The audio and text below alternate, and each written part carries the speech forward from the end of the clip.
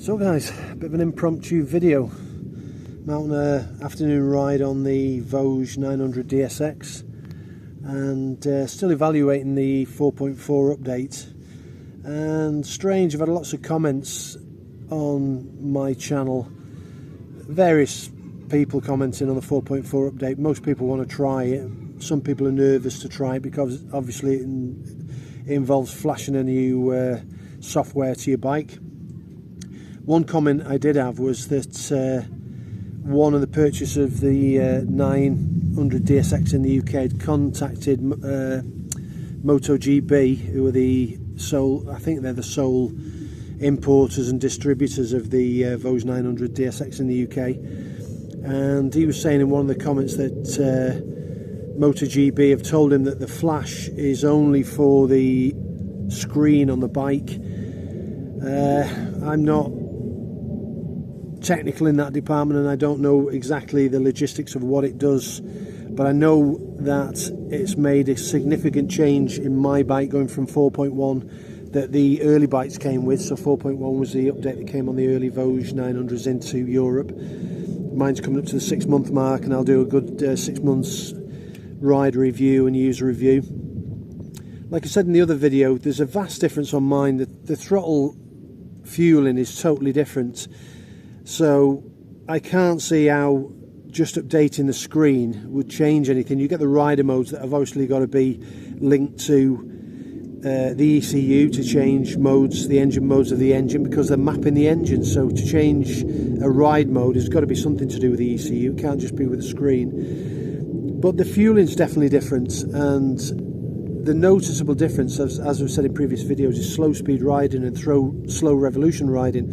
And I've just come up here, I'll spin around now, show you the bikes. I'm getting shot there, bike's parked over there. I'm right on the top of a mountain in a stunning location. You see the mountains and the distance through the trees there. And some of the sections up here off-road, I've got up on the pegs and had a bit of a ride round off-road. This is a little hermitage or a little tiny church up in the mountains.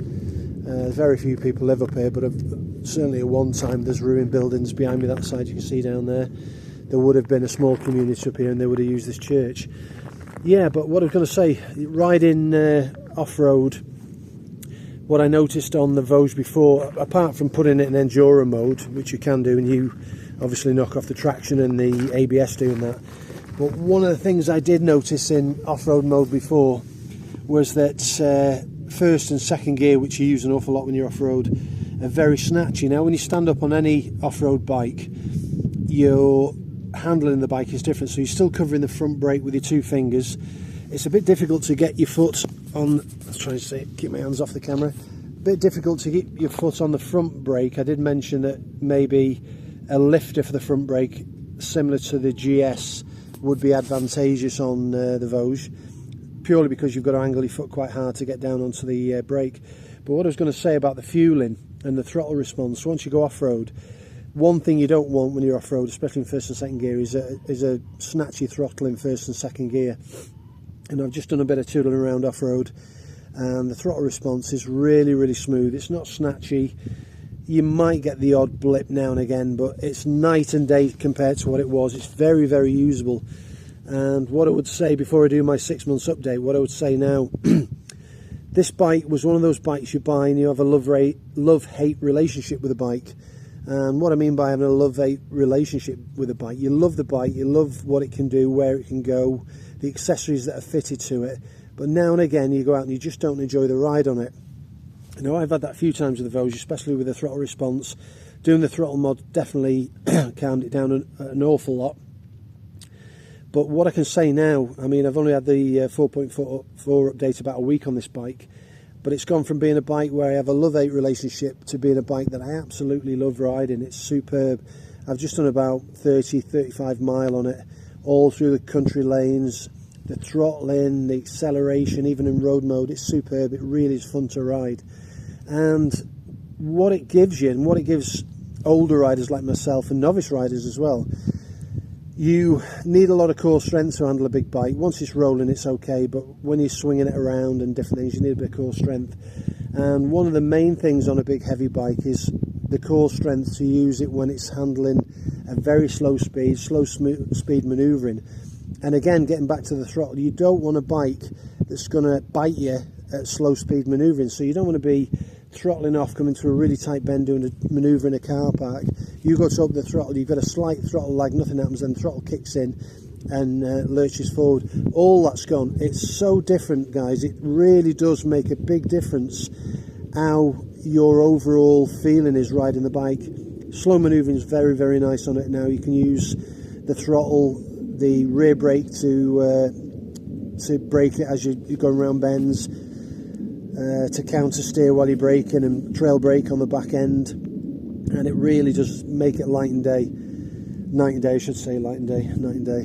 Yeah, so guys, yeah, like I said, I'm going to get the 6-month review out soon. Things I have noticed: the fuel gauge was hit and miss before, and what I mean by hit and miss, the fuel gauge before used to show a full tank, and you'd ride and you'd stay on a full tank, and all of a sudden it'd drop dramatically, maybe to 2/3 of a tank or half a tank, and within a couple of clicks it'd start flashing red.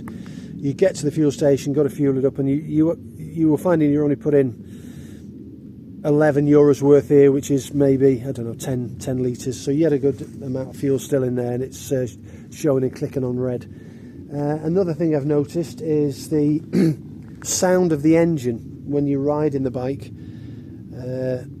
is a lot different. So the engine note is different. The only reason I can put the engine note being different is there's a different air fuel mix on the bike, and that's ironing out all the kinks. The throttle, there's a definite difference on the throttle. You'll have to excuse me filming backwards on the front on this camera. Before, I've mentioned it in one of my earlier videos, what I found often when I was riding, I turned the throttle and I'd be getting to where I wanted to go, and then I needed another half turn to accelerate. So what I was finding myself doing is throttling, shimmying my hand around, trying to get another grip, because there's a good flick back on the throttle on this particular bike. And what I meant, it was a long throttle, it was too far on the twist. Now with this update, it seems to be ironed out. You don't need to change hand position. Maybe half a throttle turn will give you full power. So that's another major difference. It's running cooler, guys. Before, it would often get up to 3 bars on the clock. It's 32 degrees at the moment here, 2nd of October. So it's getting on for 5 o'clock in the afternoon. Very, very toasty. And I've just been on, like say, 35 mile, maybe 45 kilometre run. And the bike stayed on 2 bars all the time. It's not exceeded 2 bars. When I've stopped, I've got off, I've left it ticking over for a couple of minutes, and normally it would kick in straight away with the fan, but it's not doing so. It's not that the temperature's dropped because it's autumn. I've been riding and it's been quite warm, so there are noticeable differences. The gear changing, and now this sounds crazy that the gear changing should be any different, but we know that it's got quick shifter that's linked to gizmos and gadgets within the engine itself that matches the revolution, so you can quick shift. So obviously there's some electronic tomfoolery going on in there, but the shifting's smoother, and again I'm putting that down to the fuel mixture. So what I'm suggesting is when you throttle off now and you do a quick shift, you use a quick shifter, or you throttle off and use the clutch, I'm guessing the fuel air mixture is not as jumpy and jerky, so you're getting a much smoother gear change. It's not as jumpy and not clicky.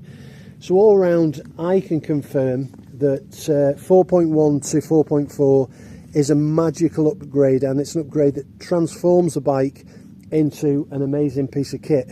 Now, I can't say what it's like going from 4.2 to 4.4 or 4.3 to 4.4, and I don't know what software the bikes in the UK are coming in with. Obviously they're the new batches, so I'm assuming they're going to be 4.2 or 4.3. I know you got the ride mode with that, but I don't know about throttle response, etc, etc. So guys, there's just some other bits and pieces that I've noticed on the ride out today. Like I say, it's a much nicer experience all around, much more confidence inspiring because of the slow throttle response and the lack of jerkiness on the bike. So yeah guys, impromptu video, give me a like, subscribe, click the notification bell, and I've got some bits coming for the bike. I've finally ordered a screen to get rid of this monstrosity you keep going on about. So the screen's come in. I've ordered a few other bits and bobs that I'm going to be putting on, so I'll get them videos out to you very, very soon. Thanks for all your comments, all your kind comments, and thanks for subscribing. Thanks for giving me a thumbs up. There is a buy coffee button down there if you want to drop me €1. It'll help out a great deal with camera equipment and other stuff. If not, it doesn't really matter, guys, as long as you enjoy the videos. So thanks for watching. Ride safe and peace out, and I'll catch you again soon.